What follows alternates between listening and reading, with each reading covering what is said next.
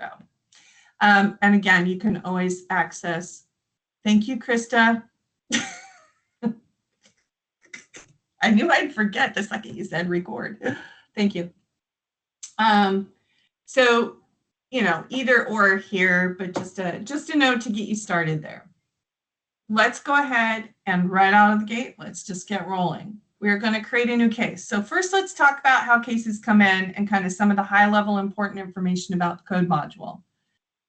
One is the code module is 100% fully redacted from online. There is no online interface with the code module. It is completely a back office module, which means it is only available for your staff internally to manage cases. And of course, you can print reports out of it. You can take those reports into court if needed, you know, civil penalties, managing civil penalties, you can charge fees. You know, there are a few things where you can push communication out to somebody attached to a code record, you know, deliberately. For instance, asking them to pay maybe a fee or a fine.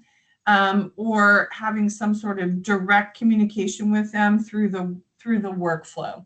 But other than that, there is nothing interactive about this module other than a code officer deliberately pushing communication out to anybody attached to the case, like the owner, for instance, or a tenant, that kind of thing, or even a lawyer. Please know that right out of the gate, because immediately people are like, oh, Kelly, so how do people lodge a complaint or through e-permitting? And I'm like, they don't. There is no interface to the code module through the e-permitting ACA, which is Acela Customer Access, or the website. And that is because there are way too many variables. We learned very quickly with how people want it, with how agencies want to manage code. A lot of them do want an interface, like a web-based form, and then other ones don't want it at all. And it is just such a great mixture of opinions and wants about that. That at this point in time, if you have a web-based form where people can your constituency can initiate a complaint, then that will remain. Now, you can take that web-based form and turn it into a case. In fact, you should 100% of the time. The code module is not for you to only record those things that reach the level of violation. It is a tool for you to record every complaint you receive, even if they aren't valid. So what I mean by that is a lot of times you'll get a phone call from, you know, a neighbor person, somebody, you know, out in the subdivision in your jurisdiction, and they're complaining that their next door neighbor has, you know, built an illegal structure. Okay, great. Log the complaint, create a record in Acela in the code module. You go out, you do the initial inspection, and that complaint is not valid. It does not reach the level of violation and or building code requirement where it would be considered an illegal structure. In fact, maybe it was permitted and that person shows you the actual permit and it's done. So it is to log all complaints so that you can track your time, your site visits, inspections, and, you know, because your time is what funds your program, right? Ultimately, or you're paid through, you know, percentages of other programs. But long story short, every trip you make foreseeably costs something, right? Is billable or costs something. And so you want to track all of those, even if they don't result officially in the end in a violation. So somebody like that lodges that complaint, you still have to go out and do an initial inspection, and you determine it is not a violation, and you close the record. No violation found, done. But now you've logged that, one, you've made that inspection trip, and two, how many complaints came in that you still had to tend to. You still had to go to validate one way or the other. And then, of course, some of those complaints turn into more than what was ever called in, right? they might turn into, somebody might just say, if depending on what your, of course, local compliance tasks are or requirements are, what you're tasked to do. Somebody calls in an excessive barking dog next door. They bark, 6 hours out of an 8-hour day, and they're making me nuts, and it's all the time, and it's been going on for months, blah, blah, blah. You go out and you do the investigation, and it turns out there's a lot more wrong that wasn't actually called in. So sometimes one complaint turns into many. Sometimes many complaints are, none of them are violations, rise to the level of an actual code violation. So this tool is for you to track everything that comes in as a complaint through your code compliance, code enforcement program. Again, if you have some sort of web-based form already on your local websites that allows you to, for people to actually, record or submit those complaints, great. If you have a phone line and you record those complaints, any way they're coming in the door, over the counter, through a web form, through email, by phone, all of those would result in a case being created in the code module. Okay, so let's get started. Creating a new record. Oh, back myself up. I neglected to mention you need to favorite a page called Preference Management in the All pages. Oops, it's over here on the far left bottom.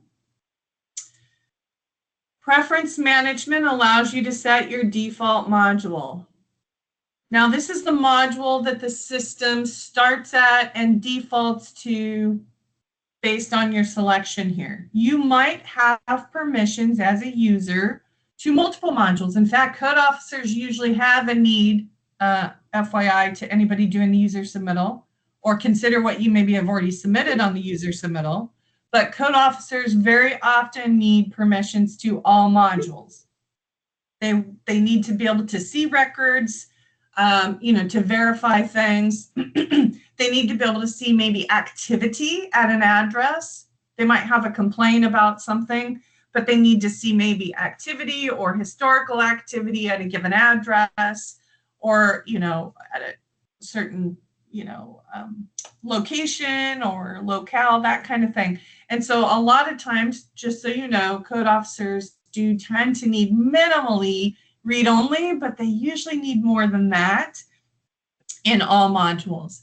They need the full meal deal in code compliance, like they need to, have full access.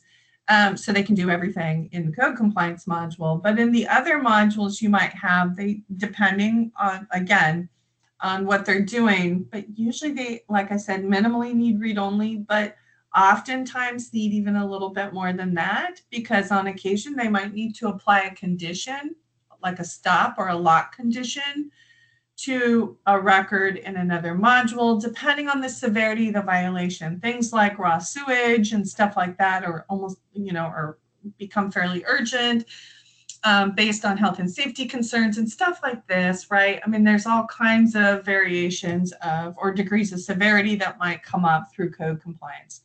So just a note on that. However, I'm going to set my preference to code compliance. I'm going to save my change.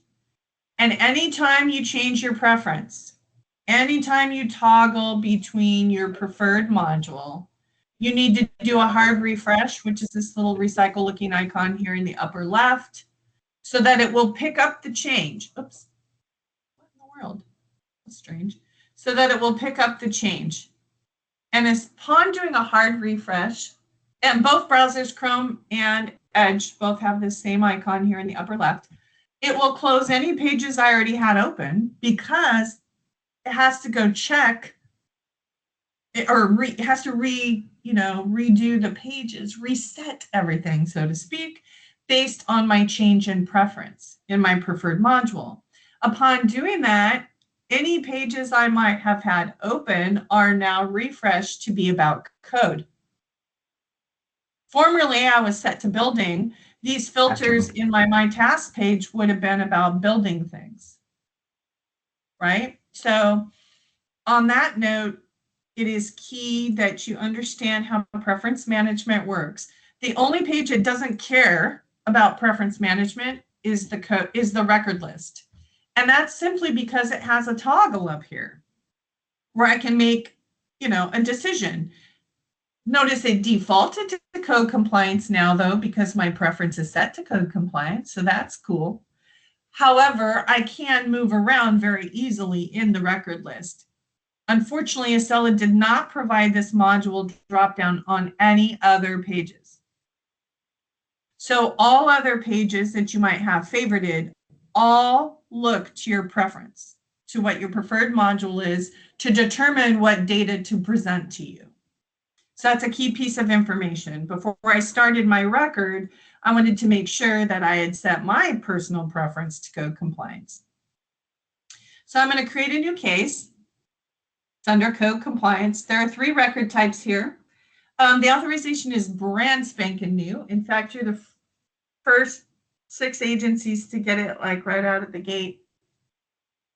The authorization record does allow you to, I say kind of in air quotes, permit things that might be managed through code compliance. The agency that requested this enhancement, code compliance manages temporary camping or temporary RV permits. So this code authorization record allows them to manage that and to actually issue a sort of permit or an approval of sorts that allows you to to say, you can camp here up until, October 5th, so to speak. So this code authorization record is brand new. It also allows if these things are tasked to the code compliance department or work group. So that's the key there. You might never use it if these kinds of things don't come through your code compliance department. But some of the other things that this will be used for some other code compliance work groups is permitting garage sales and Christmas tree stands. So some agencies, that's where that kind of approval process lives. It lives in code compliance. If it doesn't live in code compliance for you, that's okay. You don't ever have to use this record type. But note that it is there. The code inquiry is just a bare bones record type that allows you to document just informational kind of things or inquiries that might come in. I mean, it's called inquiry for a reason. Kind of questions that come in over the counter type thing that aren't necessarily, they aren't about an existing code investigation, but they're just things you might need to record that aren't case related. And so we do provide the inquiry record in every module. Hey, Ronnie, I noticed you're not muted. Would you mind muting? We're picking up your background noise. It allows you to document those things that aren't case related. So, we make sure we have an inquiry record available in every module, by the way, public works planning, building code, so that you have a place to park information sometimes when it isn't specific to a permit or to an application or to a case. The investigation record is where you log all the complaints. So I'm going to go ahead and kick open an investigation record. It opens the intake form. I want to maximize that. Pay attention to the blue-gray banners here. This is where it tells you what sections are required and what sections aren't as you kind of move down the form. Okay, so that's very important, especially as new users. The project name field. I've talked about this with all agencies before, but if you look at the record list, you can see there's a project name column. The project name column allows you to record, it displays about 30 characters. It'll allow you to put in more, but it displays about 30 characters or so, 30 or 40 characters. But it allows you to put in one additional piece of information that is available to be seen at the highest level, which is at the record list level. So at the record list, I see the case number. I see the record type. They're all investigation records, unless I create an inquiry or an authorization, of course. I get to see, a good snip of the scope of not scope of work, I guess in code, it would be description or the complaint, what the complaint actually is. I get to see the, the property details, address, city, so on. I get to see the status of the case. I get to see when the case was opened. Notice no expiration. We don't set expiration on code records. Balance. We only have, I think, 3 agencies that manage fees through code compliance, like fines and penalties and things like that. The owner, which is about the property information, who owns the property, and who created the actual case, which would be a staff person at your agency. And then this last number, this record ID, this is a database identifier. This is for us, not really for you. Oh, and then last but not least, who the case is assigned to, what code officer. Now, notice, this is just test data, so, bear that in mind. But assigning a case, we're going to talk about that here at intake in just a minute. That's a really important part as we understand it in managing code cases. So project name allows me to record an additional piece of information that might not be available anywhere else. So here's business case 1 for this. Notice it's not required, doesn't have a red star. The section's required, but this particular field is not, whereas the description of the complaint is required. But the project name, I see a lot of agencies use a hard file number. So if you are an agency, if your code compliance work group is going to maintain a hard file numbering system, like the actual files in the filing cabinet, actual physical paper, and you have some sort of specific hard file numbering system that is meaningful to your agency, you can retain that hard file numbering system, 1, and you can put that hard file number here if you choose to do so. Maybe it's something like, code compliance 24, and this is, the 102nd case you've received this year. I'm just making something up, but a lot of agencies do indeed have some sort of kind of custom filing numbering system, case numbering system. We also see this in planning a lot. The description, or this could be, a quick summary of the complaint.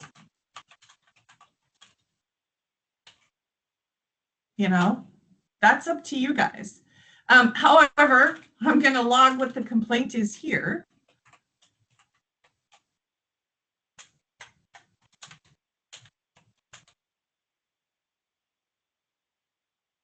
Now, how much detail you require or want is totally up to you. These get down to dice. But I do want to let you know first, before we run too far down that rabbit hole, that there are other places to record the gory details. Like, what kinds of weeds? Are they blackberries? Are they greater than 4 feet or 6 feet? Because then it becomes a fire department issue. Or, at least it does in City of Albany, where I live. The junk car. What's the make, model, color, and plate number? Does it have valid tags? Garbage. What are we talking about? A bag of garbage sitting on their stoop? No. What are we talking about, right? More detail clearly could be much more helpful in this neck of the woods, right? And so depending on how much you collect at the initial complaint case recording is up to you, okay? The current assigning the record. So this is where we talk about assigning it to an actual code compliance officer. So we hear a lot in code that workload is managed at the officer level or at the enforcement officer level. And, how many cases does Tina have? How many cases does Tom have? You have 2 code officers. And as you're managing the code compliance section. You have to balance the workload or keep track of how many cases are coming in and who they're assigned to and how long they're taking to complete, and so on and so on. We have reporting for all of that.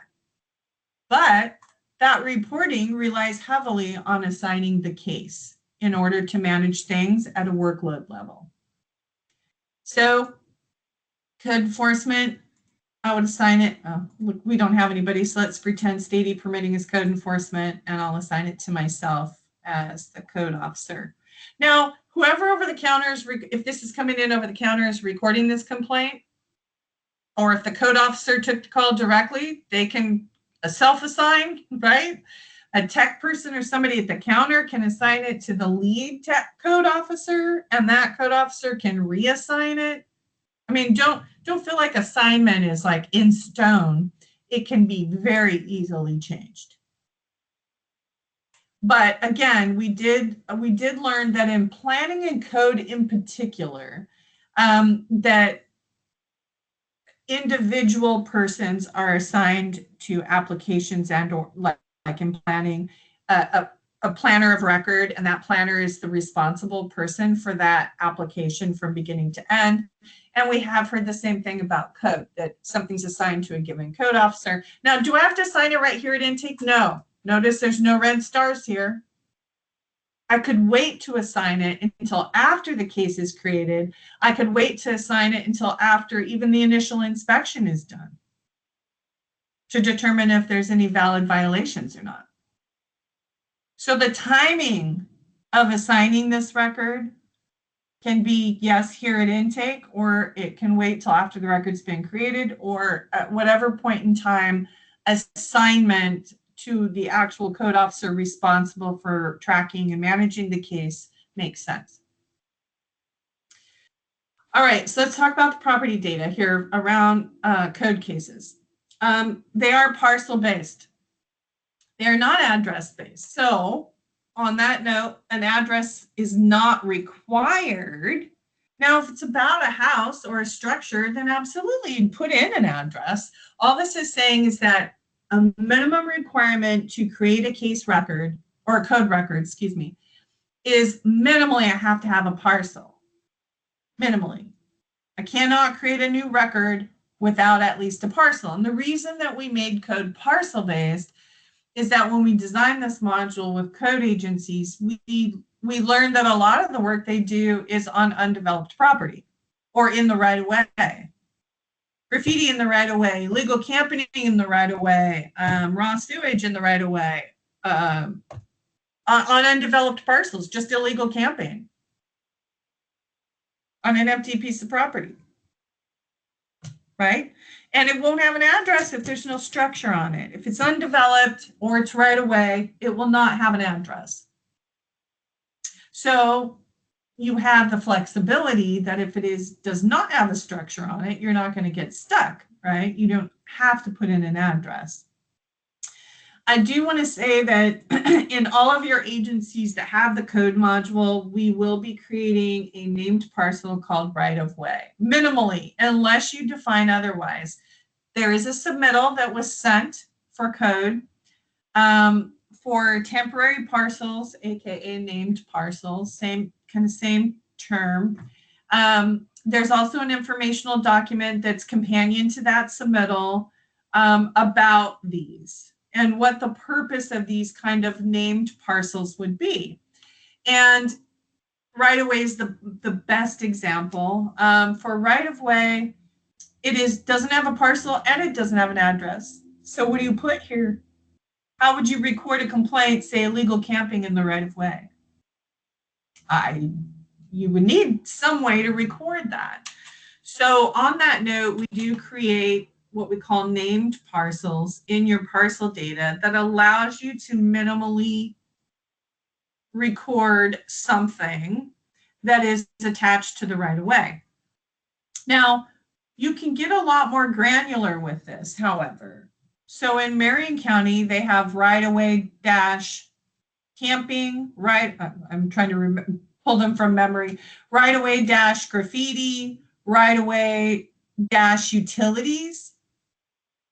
I don't know, they got a handful of them. So in other words, all that they've done is they've got a little bit more specific about exactly what kind of right-of-way. Right-of-way, I think there was right-of-way parking, right-of-way graffiti, right-of-way camping, and something like that.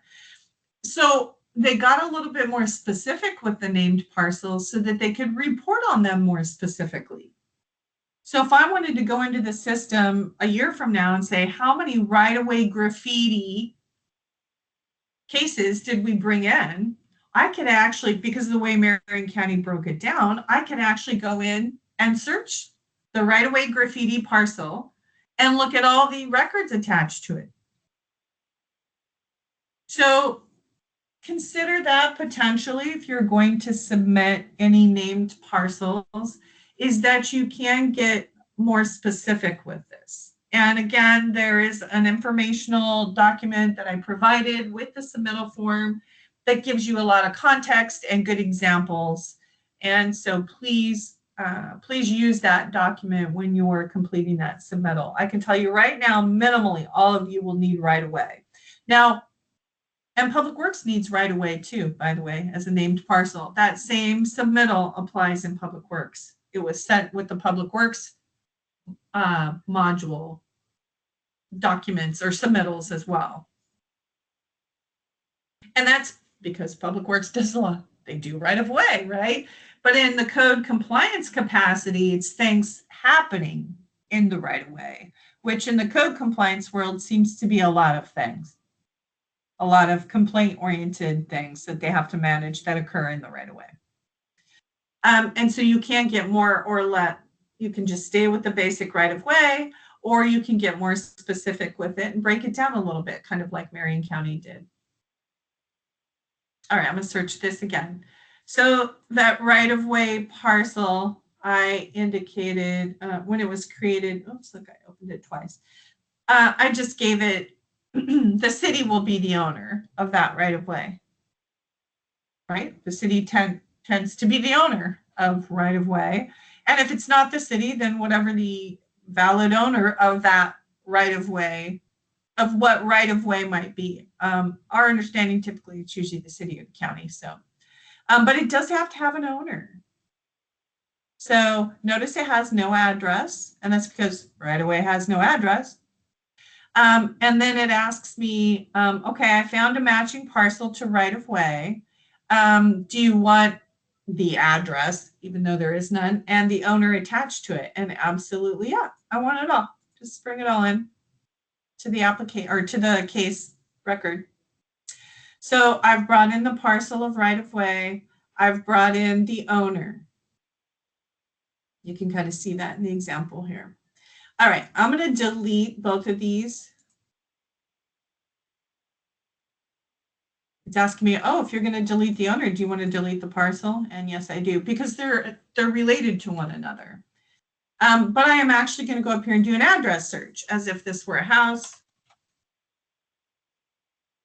You know, neighbor on neighbor complaint. The neighbor called about the garbage and this car that, you know, is parked in the front yard and or even in front of the house, and it just hasn't moved in months, and, you know, excessive weeds and all this good stuff, right? A lot of, you guys are all familiar with that, I'm sure, a lot of neighbor on neighbor complaints. In this way, I put in an address, it has an associate, or I put in an address, it found a match. It has an associated parcel and an associated owner. Do I want it all? And I do. You cannot create a record without minimally a parcel and an owner, because it says not required on the owner in code compliance. And I'm going to tell you all parcels are owned. If you validate the parcel, because you have to match it to an existing parcel in your property data that we have loaded for your agency, it has to have a match, because that's what validates the address in one way or another. Validates the address, the parcel number, and or the owner. Now, your owner data over time may become stale because properties buy and sell all the time, or they get sold and they become investment properties, and so on and so on and so on.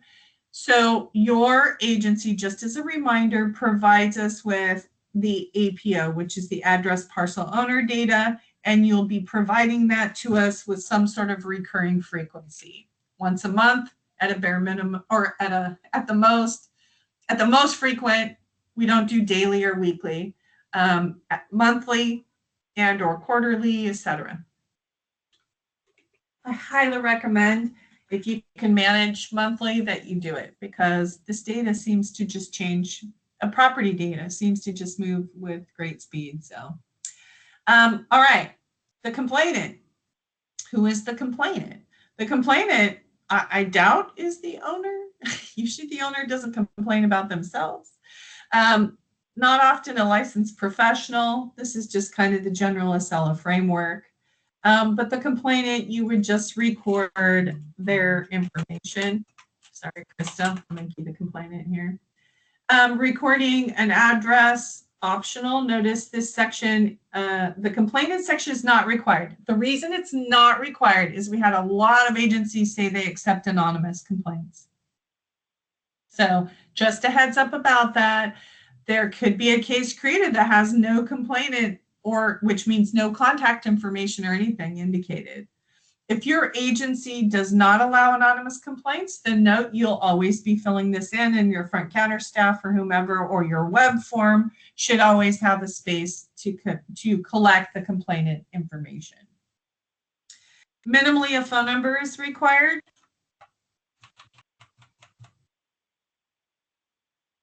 But collecting an address, how much more you collect as in terms of contact information on the complainant is up to you. However, I do recommend that if you are collecting complainant information, that you collect an email, because there is a lot of email option. That is primarily the only way that the code module is that you can reach out, is through some email functionality. The code officer can deliberately push out an email through the workflow or through communications. And so if you've collected an email on the from the complainant so that you can communicate with them. How in the world I got Kennel Corp here? I think it's because I picked from in my browser. There we go. Salem, Oregon, sure, whatever. Email, I dropped in an email there and I said who my complainant was. Then there's kind of the baseline intake type information that we have to know about the complaint. Notice this is pretty minimal, and it's because we heard that agencies didn't want any barriers to people being able to actively lodge a complaint or bring, issues from the city forward. So it's kind of bare bones, but let's talk a bit about what this means. So now there's a complaint field here, and this tends to be maybe where we see, no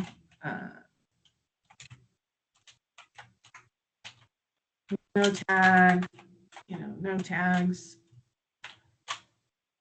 Never been there 6 months.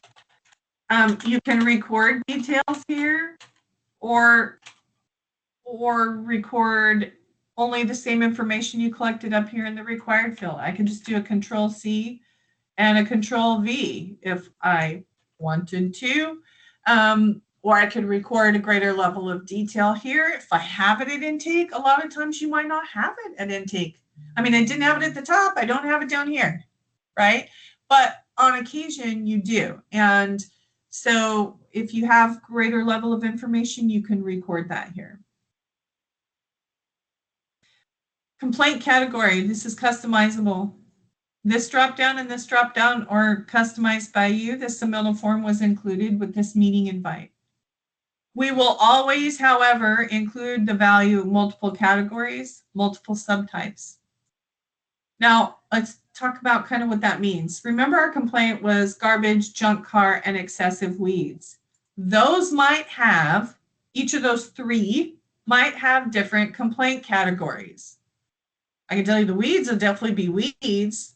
The garbage, maybe nuisance, and the junk car, nuisance. I'm not sure. I'm not a code officer.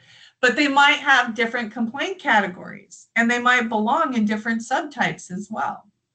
And by subtypes, we mean a lot of times, so for the building complaint category, there might be addressing, appliances, fences. I'm just making things up.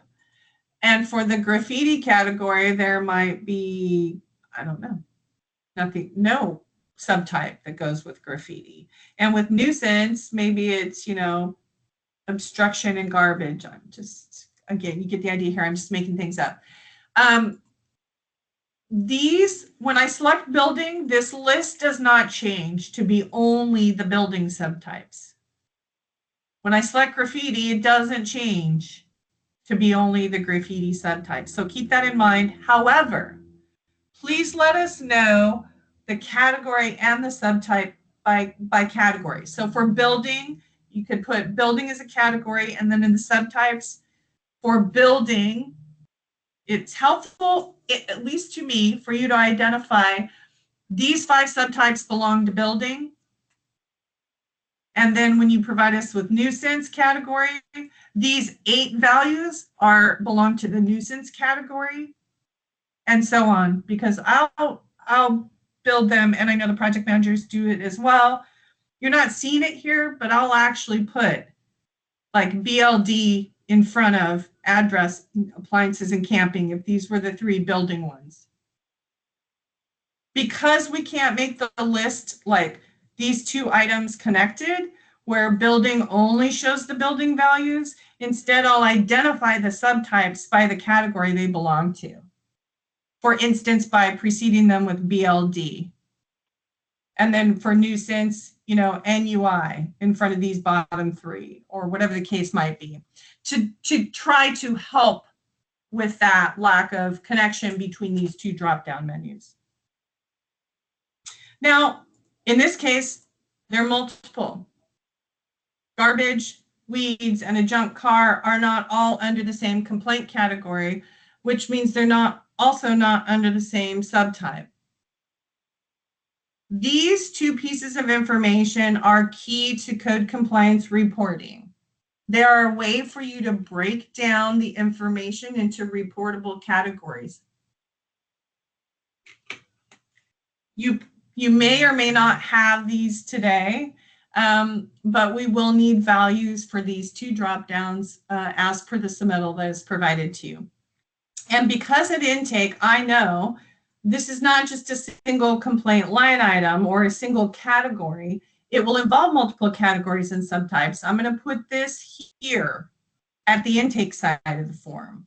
But once I create the case, I will have a separate location to break each one of these down separately and assign a category and subtype to each one of them individually. I can record the source, a citizen, an external agency, internal, web, or other. I'm going to say this is like a web-based complaint. It was submitted via, well, if the source was the web, it's the web. Or if it was a citizen, was it submitted in person, by fax, by email? If you want to record the zoning, we need you to provide us with zoning values. A lot of agencies tie zoning to all of their code complaints. And I think I've heard that is about where the code agency has some sort of, they're funded in part somehow through planning or zoning or land use, or the actual code compliance kind of whole work group comes out of kind of issues or code related to land use, so to speak, right? So if you want to record zoning, this is optional. If you do not, please let us know. This is on the submittal form. Notes is just a free text field if you record any other additional information. And by the way, I don't think I've mentioned it before, but these 3 little tiny lines in the bottom corner of any text box allow you to stretch the box out to read or see more information. So if there was a volume of information pasted into this box, I could stretch it out to read it more easily. But only the boxes with the 3 little lines. Okay, documents. I can't attach an electronic document right here at intake, but I can attach an electronic documents for the life of the case. Maps, pictures, letters, the actual form they filled out, the neighbor filled out and brought in, where they actually put the complaint, wrote up the complaint. You can scan that in and attach it. But again, if you don't have the document electronic at intake, you can attach electronic documents for the life of the record. Okay, submit. I'm now just creating the case record or the complaint. I should use my terminology better because right now it is just a complaint. We don't know if it's valid or not. We haven't gone out and looked yet. Taking a second there. Okay. You can append inspections to this complaint right out of the gate, just like you can with any other module. Now, let's talk about this one for a minute, because I think this is a really good opportunity for code in particular, more than with other modules. This initial inspection. And I believe, Krista or Stacy, do we have the option to auto-append for code? I don't think that's on the list, but I can look. Thank you. If you could just look, because I know with Heidi redesigning the module, for some reason I think auto-append is now available. But anyway, this initial inspection would be a good one to either have us auto-append if that functionality is available. Crystal will help us confirm here in a minute, or to manually append it by selecting it and hitting the right-hand arrow to select it and then to append it. The reason that is because right now this is just a complaint, and the initial inspection would always be required to validate this complaint or not. So no matter what, the initial inspection is always part of the process. I mean, the neighbor can say whatever they want, and I'm sure as code professionals, or if you are acting as code professional, you know a lot of those complaints are not valid. A lot, they can be, that can be the case, right? It's just a neighbor on neighbor dispute. The neighbors, they don't like each other, and so now they're calling in every little cotton picking thing, and really they're not valid, right? So the initial inspection is one that's just a direct part of this process. So I am going to go ahead. Oh, sorry. There is the option for it in our information in the back office, but there's no submittal for it at this time. Okay.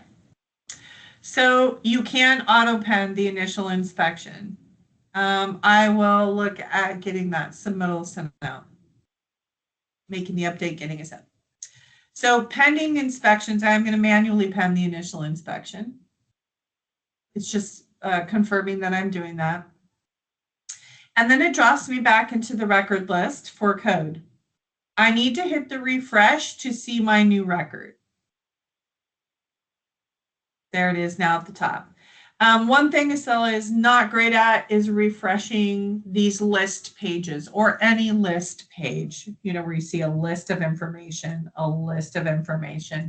The refresh rate is just not as frequent as we would love for it to be. Acela is like software like Microsoft. It is the industry leader in permitting and government softwares.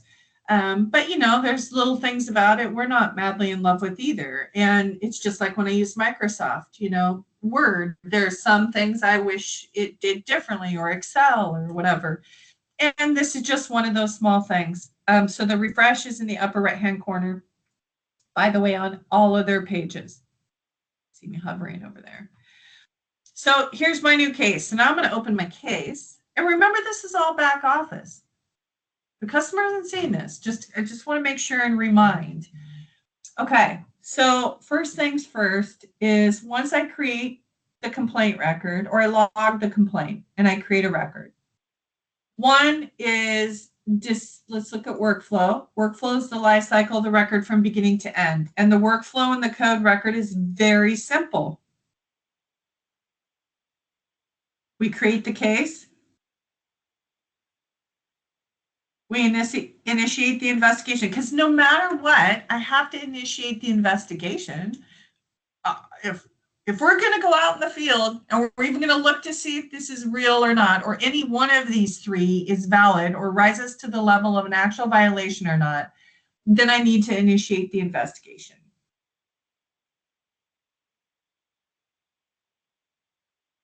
So that's a given.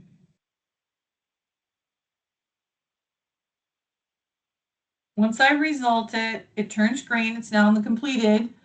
Orange is always the active task. So now we're in the investigation process. And this is pretty much a placeholder. But let's look at what options you have along the way. So one is it's invalid. You go out and you do the initial inspection and all of this is bogus. It's just neighbor A hates neighbor B and they're just calling in garbage, fake information, or, they're just trying to make problems. So I can say that it's invalid. I can close the investigation. One and done. Went and did the initial inspection, none of it's valid or none of it rises to the level of a violation, and we're done. I can refer it to an agency. So on occasion, we have heard that you have to refer it to law enforcement. Maybe you do tons of it. These are valid and you do tons of, inspections and you try to work with them and there are letters and there are citations and all kinds of stuff. And at the end of the day, it just has to get referred to law enforcement. This will close the case. I'll send a workflow. So I need to make myself come, or Stacy or Krista, if you guys don't mind attaching the code workflow, that would be super appreciated. I did not send it with the submittals. Just a moment, I'll do that. Thank you.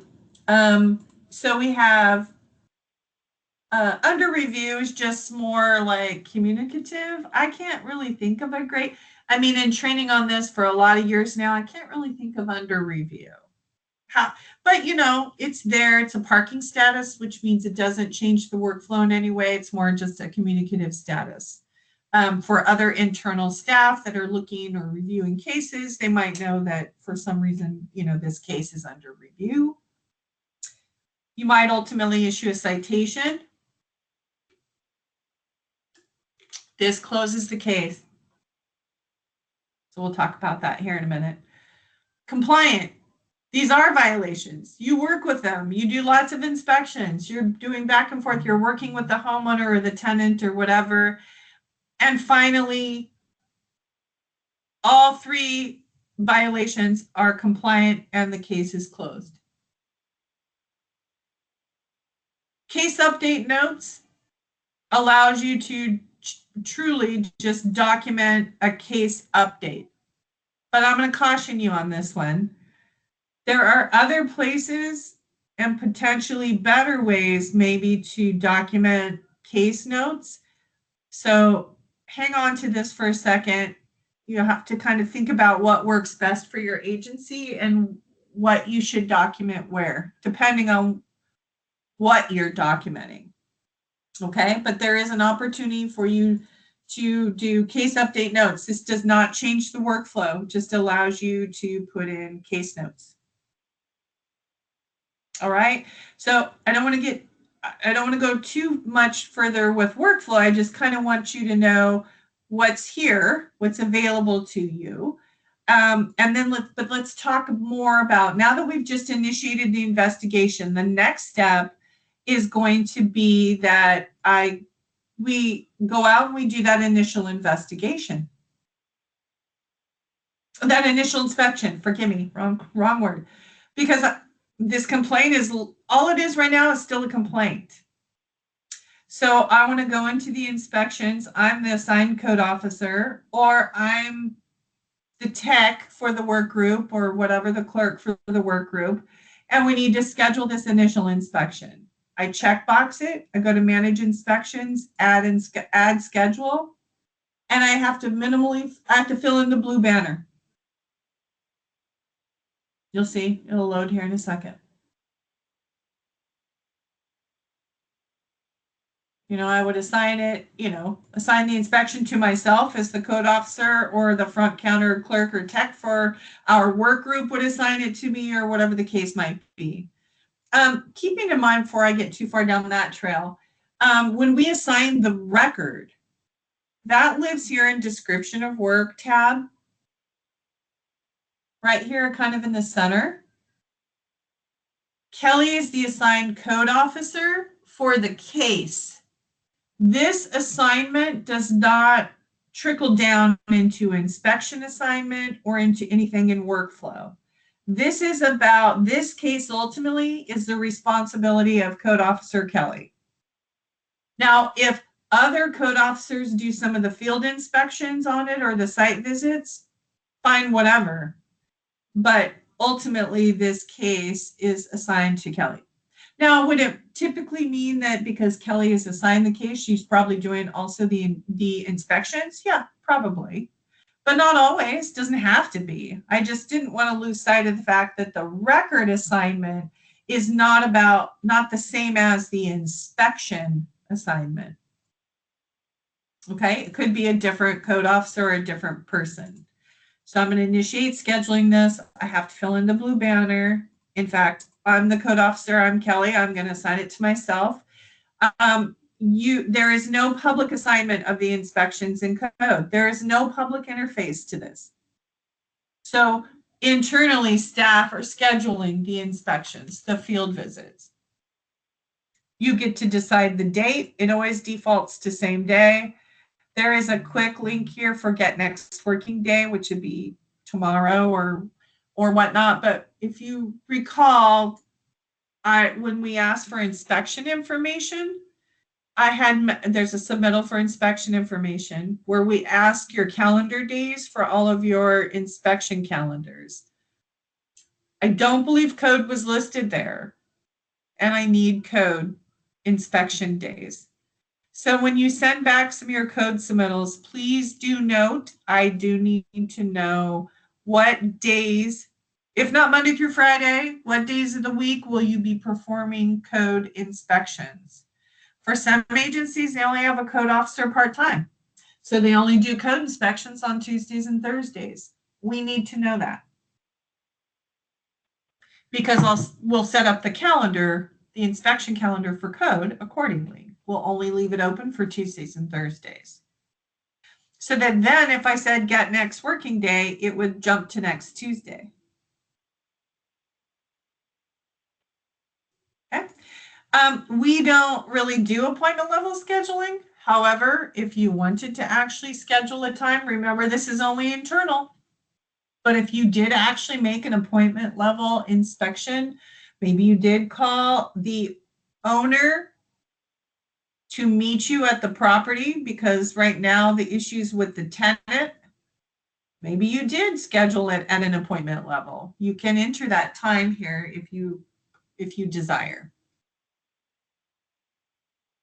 Okay, so I'm scheduling the blue banner. Now the bottom half of the inspection detail form when you're scheduling, to me, just in my humble opinion, I don't know that there's too much importance to filling in the bottom half of the information.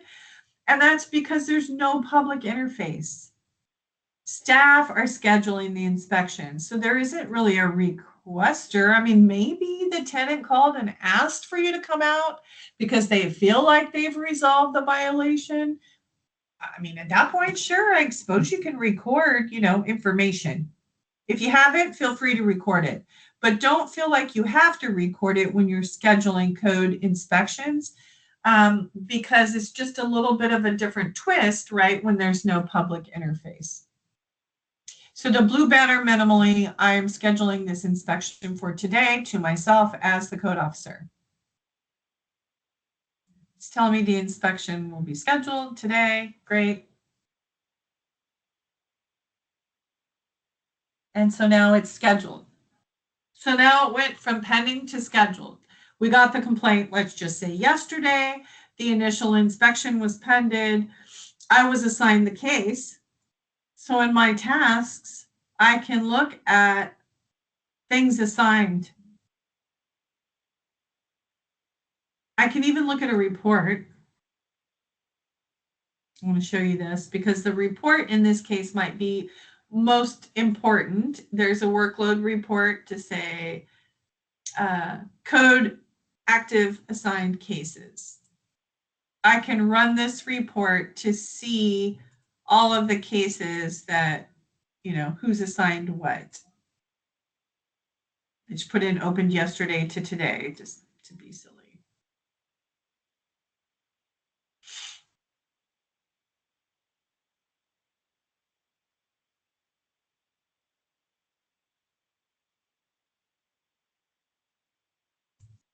It will have all of your agency's header information, of course. It lists what the dates are that you entered in.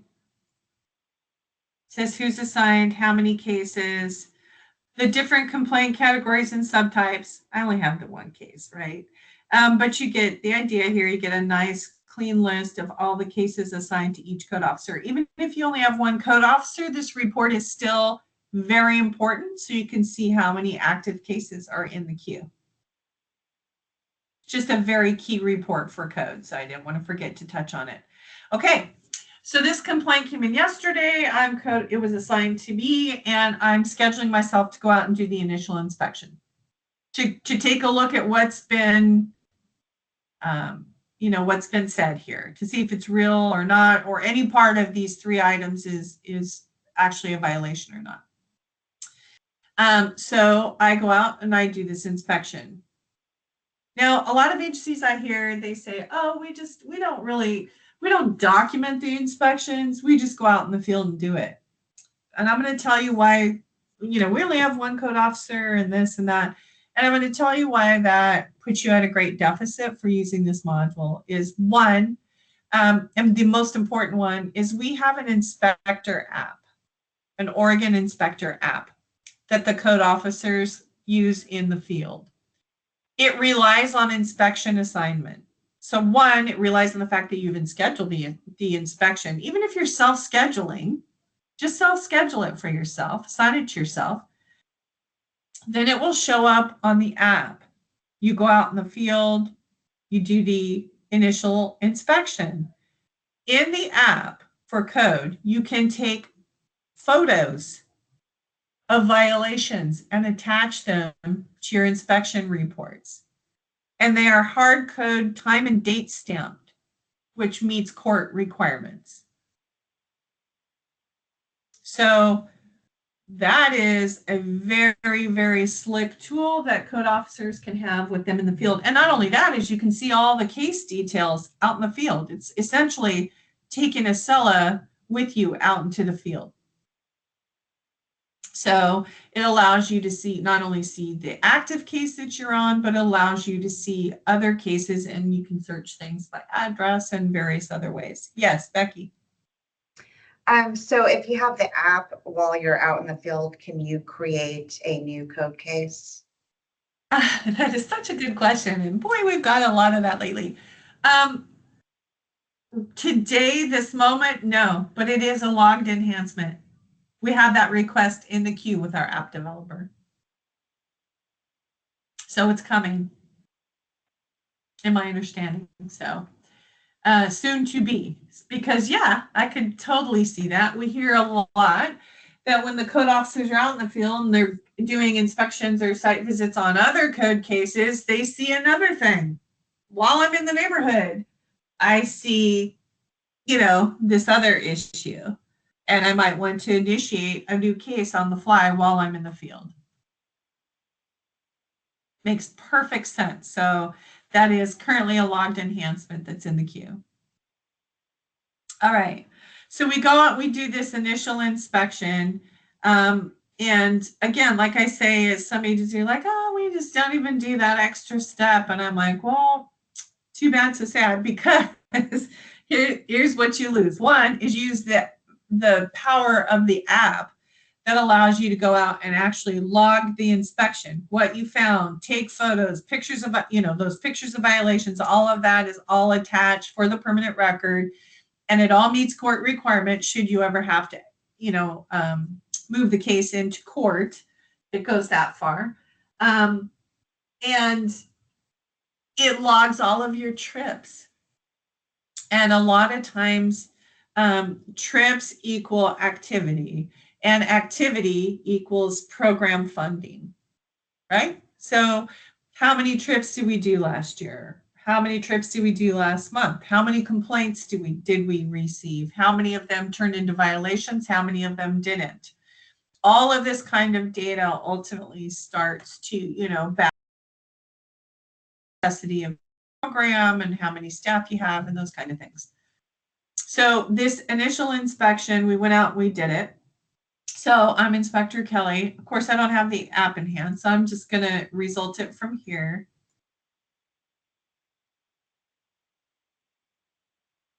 I checkboxed it, went to manage inspection, selected result. What is the status? Was it compliant? Well, there were 3 things out there I was looking at. Was it non-compliant?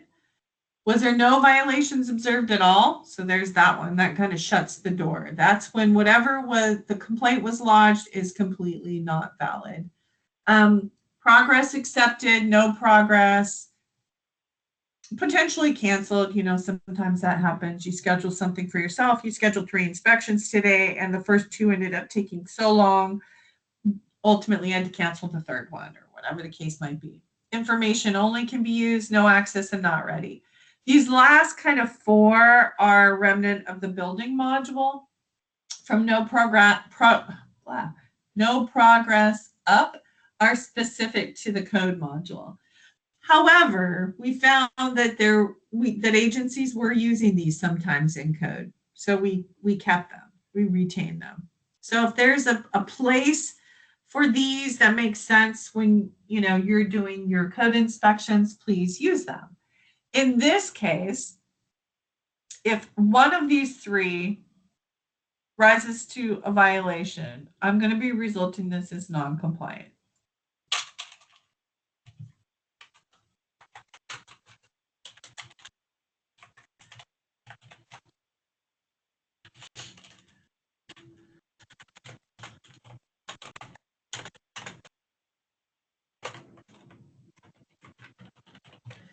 Whatever it is that makes the most sense to record.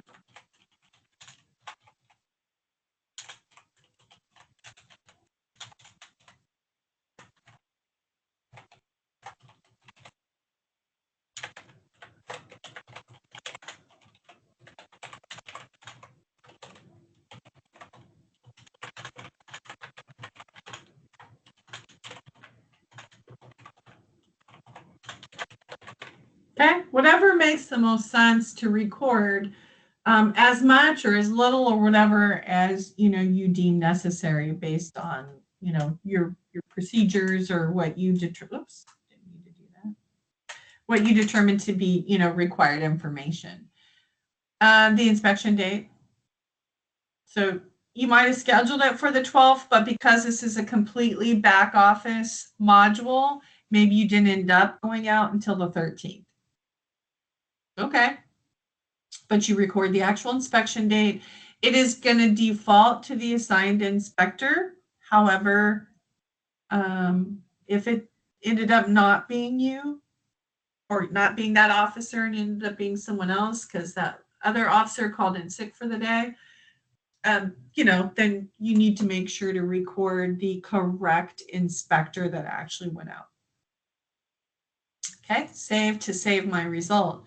So now I've determined, oh, by the way, when you're resulting in the back office, not through the app, by the way, or wait, yes, and through the app, although it looks slightly different, you have the opportunity to email the inspection result.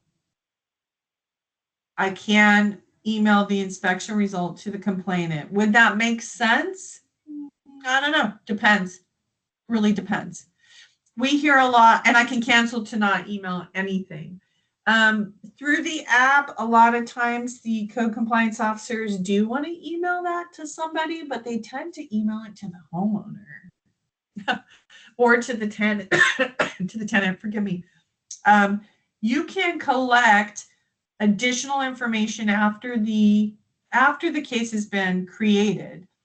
So while I don't have owner email, I can contact the owner, find out who the owner is and try to contact them, and I could enter an email or so just know that there's some information that may or may not come with the complaint, but you can definitely add information once the case has been created, through your own research or by contacting the tenant or by going to the property for that initial inspection. Perhaps you collected, it was a tenant, a renter, and you collected the owner information from them. At that point, when you come back in the office or through the app, you can edit the owner and add contact information for that owner. Because as we understand, at the end of the day, the owner is ultimately responsible. Of course, that's, always your call. But if you collect that owner information while you're out in the field, you can certainly record it back in the system so that you can then have it going forward attached to the case. Same for the complainant. The complainant shows under contacts. If I didn't have information for the complainant, like an email, for instance, but when I went out there and I worked with them, or ended up talking to the complainant, the next door neighbor, they ended up coming out when they saw me pull up, whatever, you can collect additional information and edit any of the contact information on any of the people attached to the record. So I can add a contact. So maybe once I went out and did that initial inspection, when I got to the door, it was a tenant. So upon finding that out, I can record the tenant. I could come to contacts, manage contacts.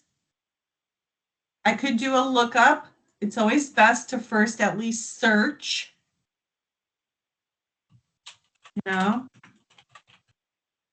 search the system first, just to make sure you don't create a bunch of duplicate information. There is nobody by that name in contacts, so I can manage contact and add a new contact. Now, in the upper left, there are contact types. Tenant is one of them. We added several new contact types with the code module. We added appellant, I think attorney, can't remember which one of the two of these. Appellant, attorney, because that ended up coming around with some of the code stuff. Property manager, because some of these are about property management problems more than they are about tenants. Tenant, and I think that's it. So, oops, I didn't mean to click. If I was adding the renter, now I can add their information and, whatever their phone number is. And I could have, record an email. And I could submit to save that information. I've now added a new contact on this case. Manage contacts, new. Do I think it's good form to always at least search first? Sure, I do. But you'll find that probably 90% of the time you'll be adding a new contact.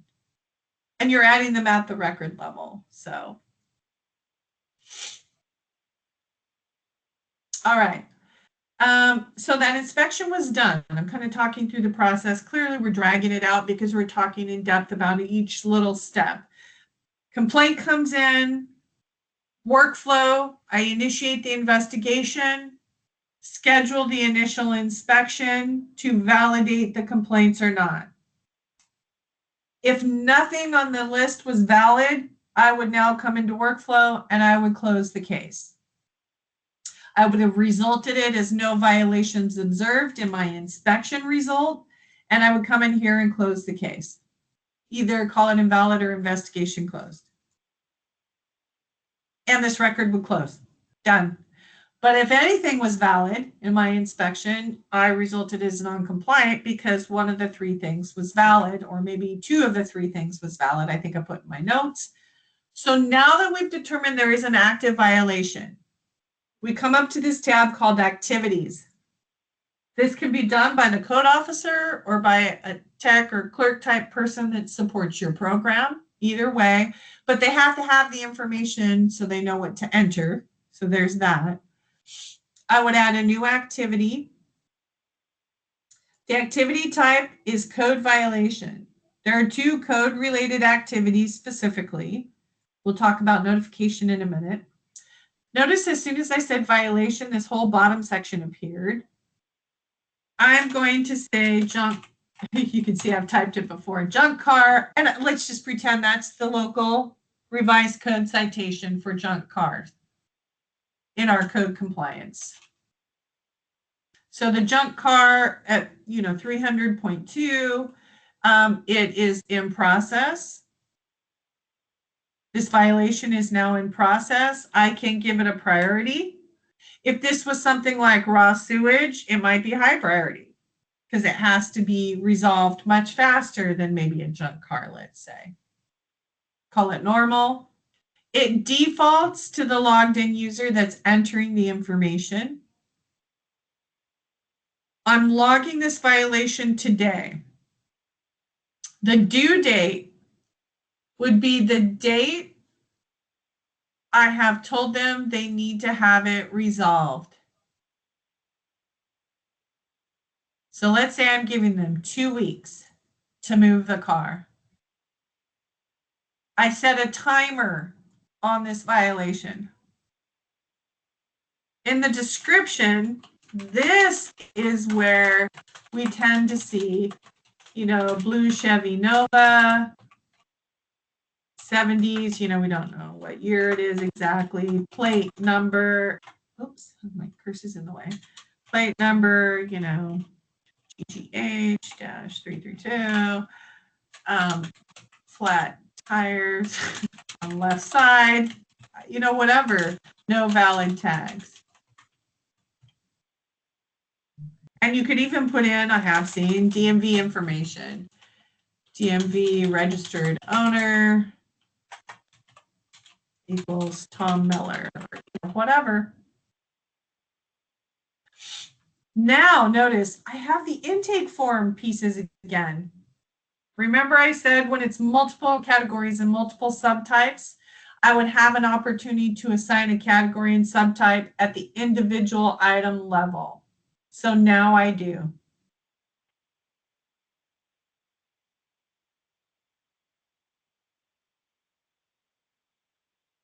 Compliance date, this is not compliant yet. I just went out. I just gave them 2 weeks to have the car moved. Do I need to record the source of the complaint again and how it was submitted and the zoning again? No, you don't. You don't. The real key here is this piece, the category and the subtype, to being able to now assign a category and subtype to the individual line item so that it can be recorded specific to the junk car now. So that one was a violation, and so was the weeds. So I'm going to add the violation for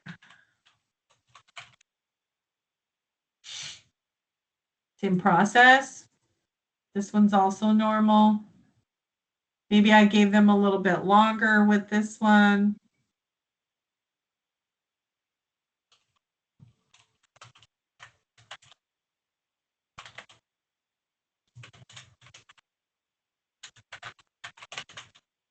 Knocking down the neighbor fence in excess of 6 feet. Let's see, can't spell warned of fire hazard.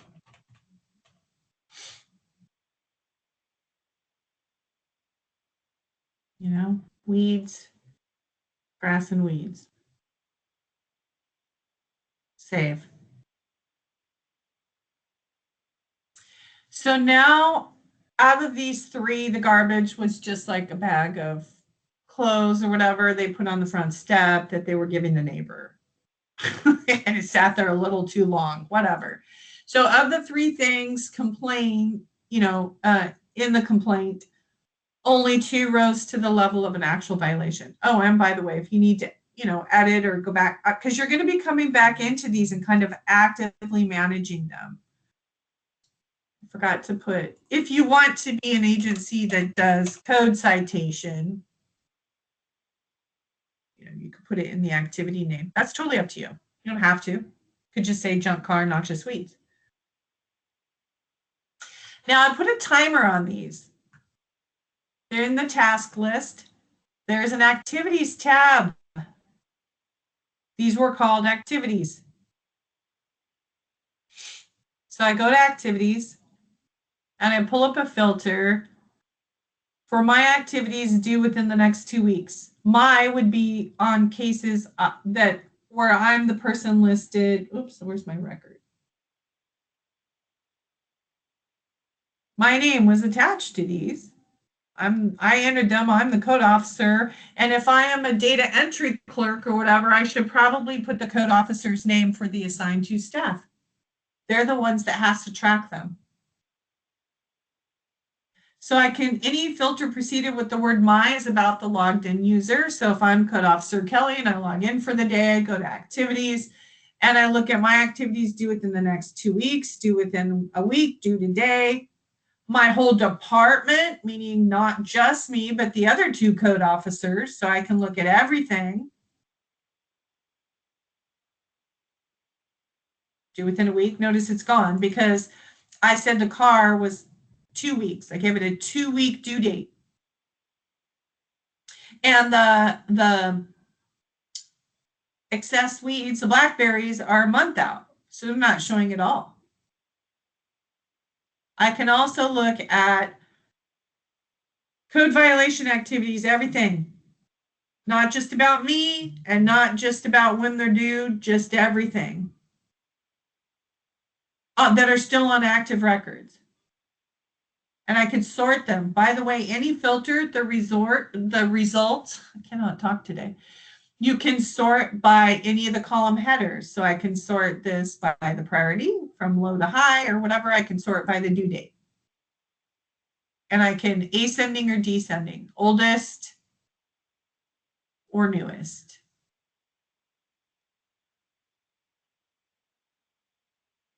So the activities filters in the My Tasks becomes a way for you to monitor those violations at the line item level, because not every violation has to be resolved on the same timeline.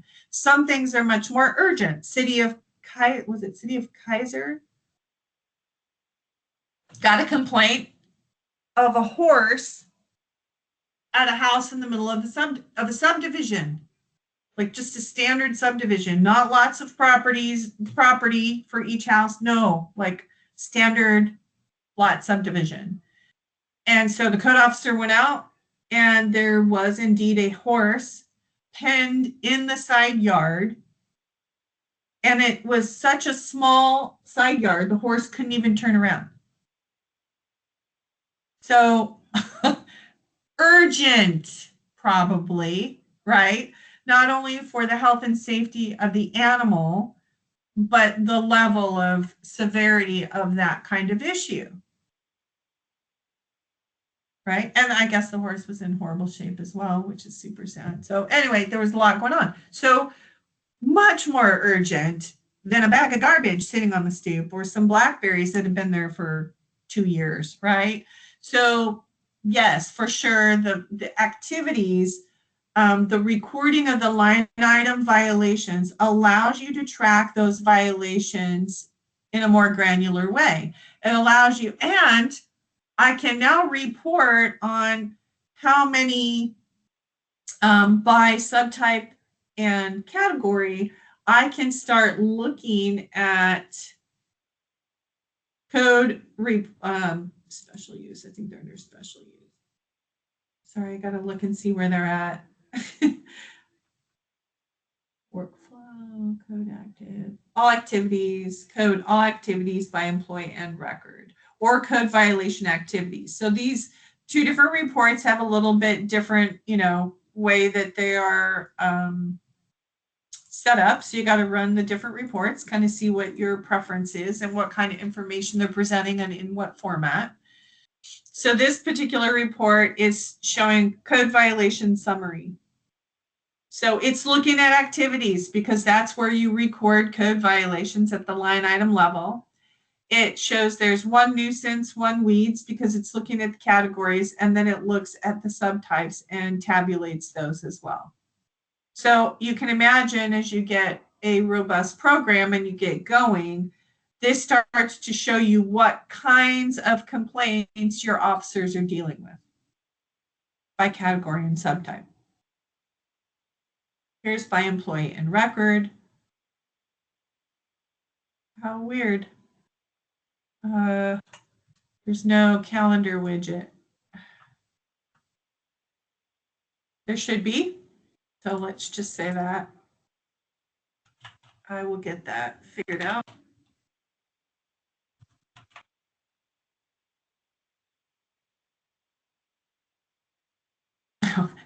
we're just have our little old record we got going on here. So you can see activities assigned summary. So different code violations by officer. So it would start to show how many things each officer is dealing with by employee. I think the report was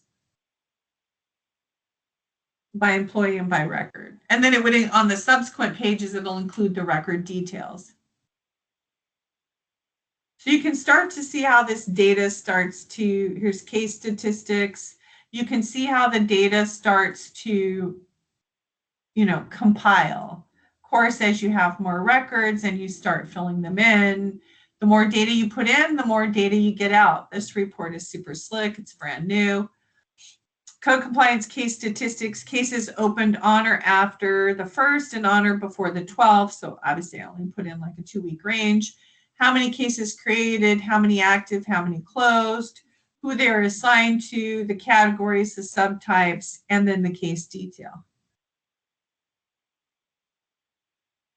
You can see the individual code violation. There's my noxious weeds. There's my junk car. Start dates and due dates, who they're assigned to, are they still in progress, are they completed? And by the way, then as these things start to happen. So then from here, what we do is I went out and did the initial inspection. I validated these 2 line item violations. So now we keep going out and inspecting. That's how code works, right? So now I'm going to go out again.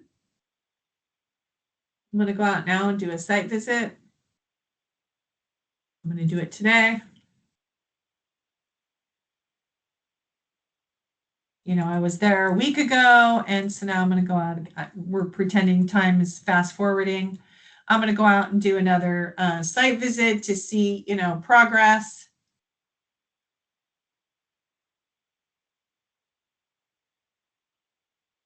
So I just scheduled a site visit. So I go out today and I do a site visit. See what I see. I'm going to result it. Typically, you'll be resulting it through the app. So just a note on that. I'm having to result it directly in the back office. I'm going to say progress accepted because the observed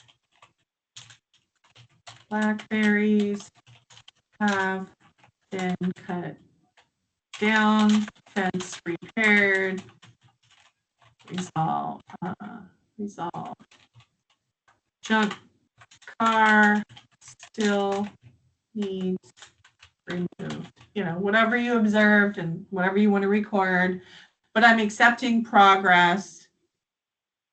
I'm not going to email it out. So now, every time I go out and do an inspection, potentially I would come up into my violation activities. In this case, the blackberries are fixed. I can append a new note.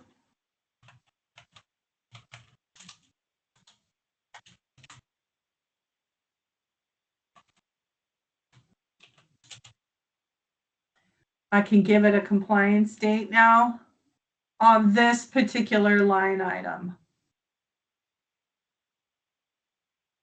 Done. Completed. But the car is still happening.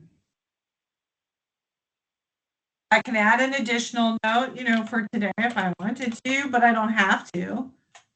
The activities are more about recording the violations and then, they're in process or they're fixed or whatever. And I'm going to keep going out and doing inspections. Let's talk about, however, now the car 30 days came and went. They didn't do what they needed to do. So now I'm going to do a code notification. Now we're at warning letter, or we're at a citation, or a 15-day letter, or whatever you call it. This drop down is customizable.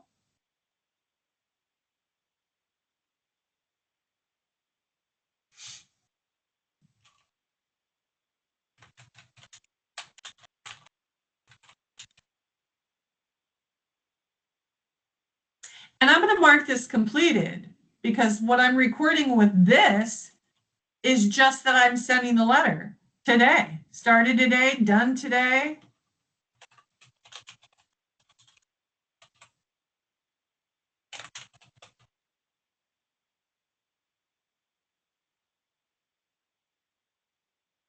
The reason there's a date here separate from a date here is that sometimes you're recording things after the fact. Maybe your data entry is a few days behind when you actually did it.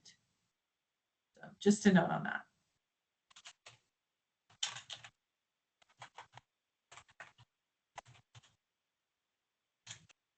I don't know. I think there's a number sometimes with certified mail. Anyway. So now you can start to see I'm starting to create a log of activity. I logged the violations and now I'm logging, that things aren't getting resolved. And there should be inspections happening kind of that feed this, right? Inspect, site visit, update, potentially. Some agencies, I'm going to come back to workflow, they like to do case update notes. Here, in some different or other way. I'm not going to lie to you. I only have one agency that does case update notes, and I think it's more work. But, whatever works. I could just say, I could just do higher level update, site visit done today, but that's in the inspection. It's already in the inspection information. So it's kind of redundant. Inspections and activities run this record type. In short, if you have other needs for documenting things where case update notes makes good sense to you, please use it. Don't hesitate to use it. Just because I can't think of exactly how it might be used more specifically, it doesn't matter. If you can think of a way you can use it, then please do. I'm going to show you Kaiser. I think sometimes it helps to see. Kaiser is one of our,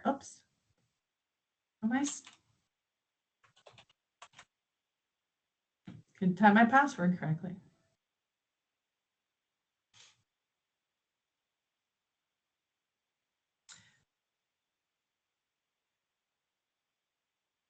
Here's Kaiser. You can see they have a hard file numbering system. It's different than the case number. And what I mean by that is Acela assigns a standard record number format. There's no getting around that. This is how it's designed.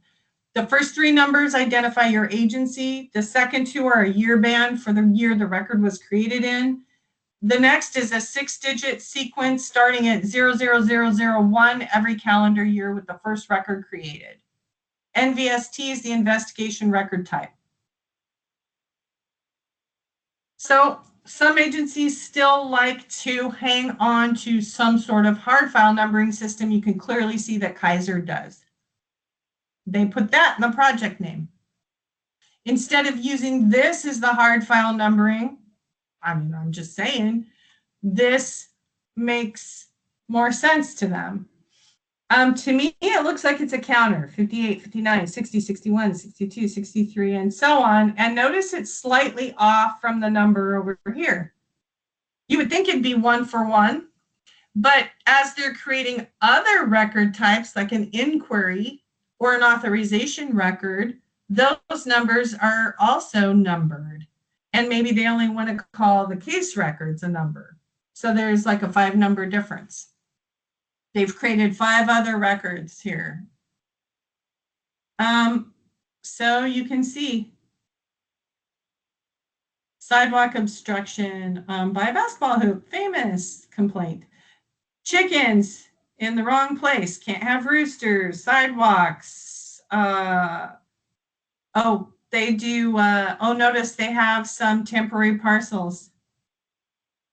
Temp Kaiser, maybe for sidewalks that are along right-of-way areas or public parks or street obstructions, trash, RV habitation, zoning, no building permit, tree maintenance. Kaiser has it all. Dangerous buildings, an empty house, squatters, livestock. Noxious vegetation's a biggie, right? So you kind of get the idea here. Parking, RV parking. They have other parking. Vision clearance. Because the maybe it's so overgrown, it's creating, a safety or road hazard. Signs, too many. That's kind of funny. Vehicles and junk and trash and broken down cars and boats and garbage and yard cars. So, and we can look at one of these, for instance, blackberries encroaching, yard cars.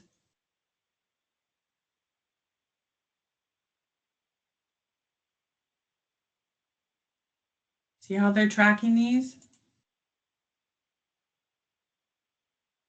They get to give it categories and subtypes, inspections when they're going out to validate, and so on. McMinnville and Marion County are these are top 3 agencies. And I'm showing them because I just think they're, as you see them, you're kind of like, oh, all right. Because you do the same kind of work they do, and when you can kind of see how they're recording it. McMinnville is the one that likes case update notes. Hard file record number or case or filing number, obviously. I don't know what the 242, maybe this is code, citation type information. Grass weeds, dog poopy, unfortunately, dog at large, temporary camping, junk, debris, sidewalks. Boy, this place has a whole list. Noise. Oh, looks like McMinnville gets to do noise. And obviously some animal control.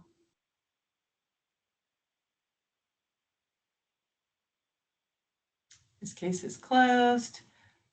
Workflow. Oh, look, they didn't even do case update notes. I'm surprised because they are one of the ones, this must have been kind of a slam dunk type case. Because these guys were one of the ones that really heavily used case update notes.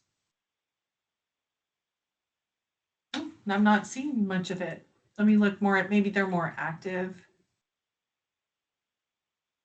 However, we have talked with them off and on recently with the new module too, case update notes. So they have recently done a case update note. You can see the case update note through workflow history because it's something they've already recorded in workflow. So since it's already been saved or recorded, it's in the history tab. So it looks like inspected property, issued a notice of violation, inspected and issued citation. In my mind, these things belong in activities under an activity notification. So it just kind of depends, right, on kind of how you want to shake it. Their reporting in McMinnville is much less detailed because they are using the case update notes in more often sometimes than activities. So they don't have the detailed case information that you might gain from actually tracking the line item violations. Marion County Code Enforcement is run by the Sheriff's Department. So they're a law enforcement agency. So you can see in project name what they're doing.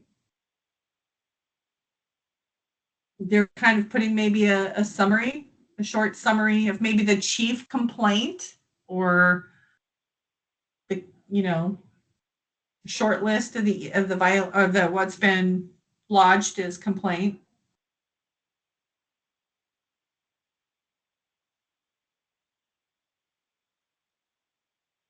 I was looking at their parcels because they're one that has the the named parcels. They have a lot of them. Maybe not a lot showing up right now. I'll show them to you in their actual parcel data.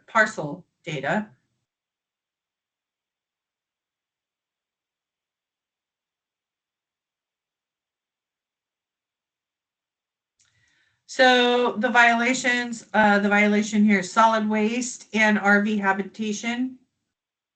Oh, and noise. So if I can sort them by type, remember any list can be sorted by any of the column headers. So I have 2 notifications and 3 violations. The notifications are, you can take, look, they gave different statuses.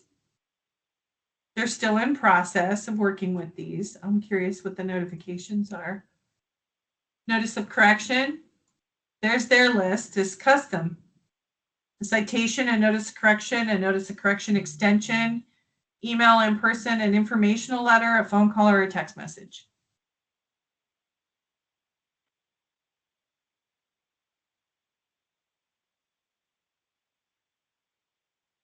Oh, wait, that's one I just looked at. There was another one right here. Oh, no, another notice of correction.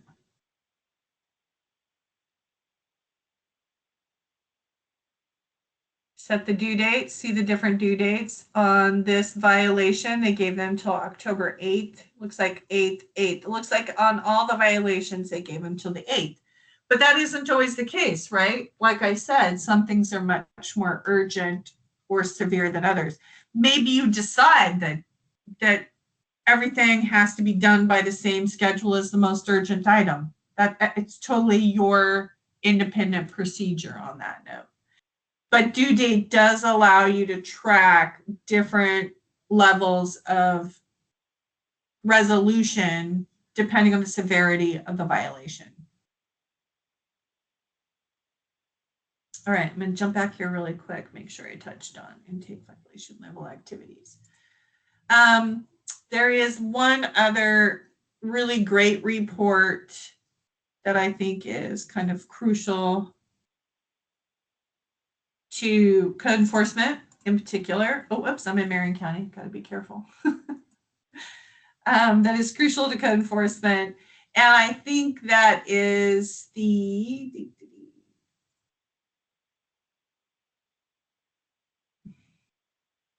think it's under special use. So here at Code Enforcement, you can export all records. That was a request, so we've made that available to everybody. I think it's record specific. Investigation detail report. This report will print out the entire case, any entry that has been made. So the details, all of the activities, notifications, violations, all the information you entered on those, all the inspection history, all the workflow history, and then if there had been any fees, it would include that as well. This report was developed so that you could take this case into court, essentially. It is a comprehensive spit out of everything that occurred on the record. This detailed report. And then if you're using the app, the inspection results that you can attach photos to. When you go out and do an inspection and you result it, you can attach photos to it. Those are saved under documents. You know, your inspection results are saved under documents or communications. Oh, I apologize, I can't think of which one. I think maybe under communications, because it's the report and then with the photos in line in the report. In other words, any photos of the violation kind of items that you take, you can attach inside of your inspection result. And then lastly, you can include, go back to workflow here. I can choose to, if I remember, I can choose to send an email out through communications. I can push an email out. There's a new button to initiate an email. And I can push an email out to anybody where, you know, I might have an email attached. The complainant or the owner.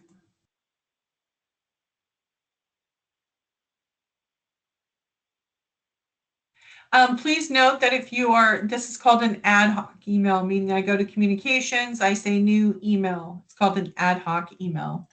This email will have nothing, it's a blank email. It will not say what the case number is or the address or what the problem, it'll say nothing. So in the subject line, please make sure and say regarding, you know, regarding case, you know, code compliance case number, you know, 995-24-00004 dash, you know, NVST. I mean, you want to say what it's about. There's none of this header information is just going to automatically be included in an ad hoc email. This indeed is a blank email. So you'd have to attach any information you need to be included into it. So the contact here, I would say, oops, I have my email under Krista here. There it is. Why is, oh, there, it did add it. And I can CC any other email, BCC. I need to include subject, write my email. If you want to attach anything, there's an attach up here. Please note to date, you cannot attach anything that's attached to this record. Wacky, right? Right now, when you say attach in an ad hoc email, and this is the same no matter what, this isn't limited to just code. If I say attach, all it sees is my local C drive. It doesn't see anything that's in Acela attached to this record. Not to date, it doesn't. So if you needed to attach any of the documents that were already on this record, I would have to go to the Documents tab, select the document, and there's a download option. So I'd have to download it to my local C drive first, and then initiate the email. Some people are like, oh, well, that's super inconvenient. I'll just email it out of Outlook. But here's the thing. By emailing it from inside of the record, the email is now part of the permanent legal record. And for code compliance, we hear that that is a very important thing. So if I email it outside of Acela, out in Outlook, I now have to save that email as a PDF and come back in here and attach it to documents. Or I probably should, to cohesively keep everything, all of the information about this code compliance case recorded in the same place, or I guess at least I'm putting it in the hard file. Okay, are there any questions?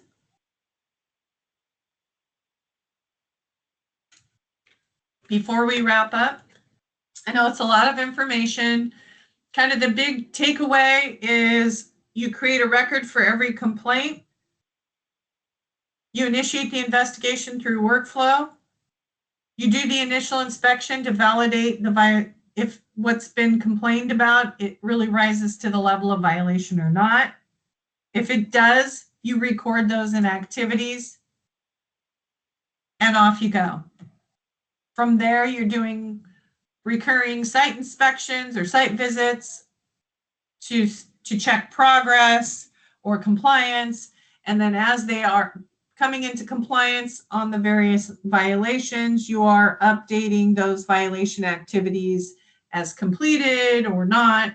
And then if they aren't reaching compliance, you can use an activity for code notification, issuing any warning letters, citations, and so on.